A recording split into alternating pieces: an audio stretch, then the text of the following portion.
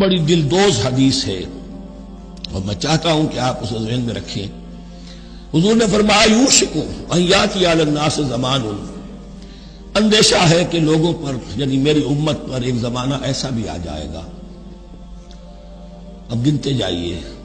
لا یبقى من الاسلام الا اسمہ، اسلام میں سے اس کے نام کے سوا کچھ نہیں بچے گا. ولا يبقى من القرآن الا رسمہ، قرآن میں سے اس کے رسم الخط، الفاظ اور حروف کے سوا کچھ نہیں بچے گا.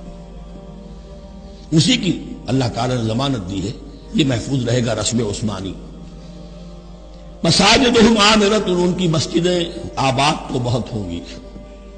وہی خراب من الہدی، ہدایت سے خالی ہو جائے گی. یہ خراب کے لفظ سے یا خراب من الہدی.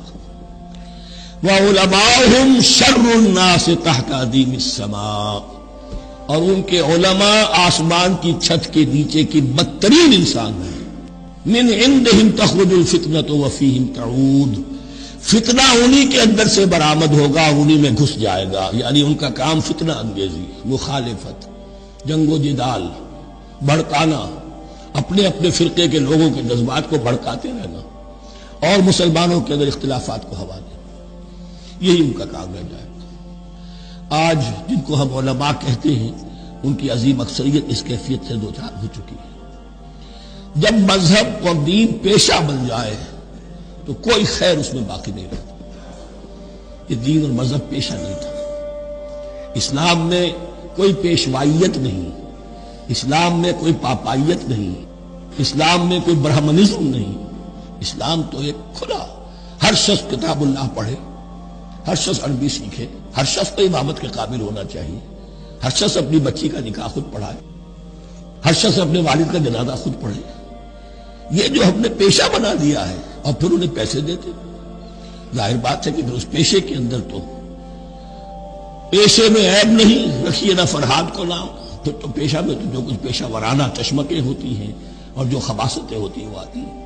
لیکن ساتھ ہی یہ بات واضح رہے کہ علماء حق سے دنیا خالی نہیں ہوگی. علماء حق بھی ہیں، لیکن کسی کے ماتھے پر لکھا ہوا نہیں ہوتا کہ یہ علماء حقانی میں سے اور یہ علماء سو میں سے ہے. باقی یہ صحیح بات ہے کہ اکثریت ادھر جا چکی ہے، ورنہ امت کا بیڑا غرق نہ ہوتا. سیدھی سیدھی بات، یہ بیڑا غرق ہوا ہے تو آخر کوئی سبب ہے. حق کی تلوار بڑی ننگی ہے، اور یہاں اللہ کا عدل یہ فرد سے فرد تک بدلتا نہیں ہے، نہ امت سے امت کی طرف بدلے گا. قوم اور کسی اور قوم سے ایک معاملہ، کسی دوسری قوم سے کوئی اور معاملہ نہیں. اللہ کے اصول ہیں، اللہ کے قوانین ہیں، اس کی فطرت ہے، فطرت اللہ التی فطر الناس علیہا. پھر یہ کہ اس کی سنت ہے، لن تجد لسنت اللہ تحویلا ولن تجد لسنت اللہ تبدیلا. وہ لوگ کہ جنہیں ہم کتاب دیتے ہیں وہ اس کی تلاوت کرتے ہیں جیسا کہ اس کی تلاوت کا حق ہے. اس پر میں نے اپنے کتاب سے میں بحث کی ہے، تلاوت کا اصل حق کیا ہے.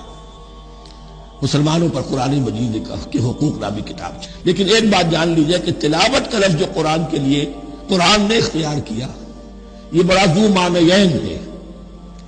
تلا یتلو ہم اسے بھی کہتے ہیں پڑھنا، اور تلا یتلو کسی کے پیچھے پیچھے چلنے کو کہتے ہیں. والشمس وضحاها والقمر اذا تلاها، سورج کے بعد پیچھے آتا ہے چاند. تو یتلو کے معنی کیا ہے؟ when you are reading the book you are following the text.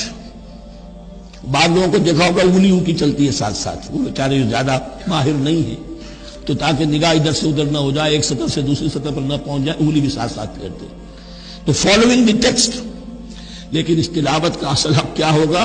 جب آپ اس کتاب کو فالو کریں، اسے اپنا امام بنائیں، اس کے پیچھے چلیں، اس کا اتباع کریں، اس کی پیروی کریں، جس کی کہ دعا ہم کرتے ہیں وَاجْعَلْهُ لَنَا إِمَامًا وَنُورًا وَهُدًى وَرَحْمَةً.